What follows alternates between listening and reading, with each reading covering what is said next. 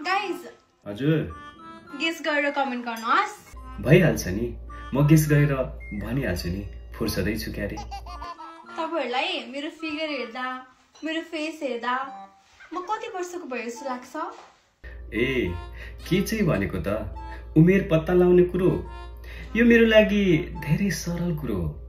म हरेक समस्याहरू सूत्र प्रयोग गरेर समाधान गर्ने प्रयास गर्दछु।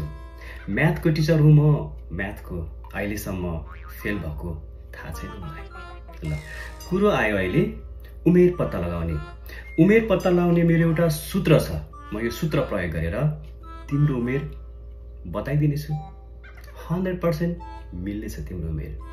ओके, मेरो सूत्र छ 4 बेदको भैँसी 8 वर्षको हुन्छ भने 4 बेदको भैँसी 8 वर्षको हुन्छ भने 4 × 8 गर्दा 8 चौको 32 भनेपछि यहाँ प्रश्न छ, तिम्रो उमेर कति वर्ष पुग्यो?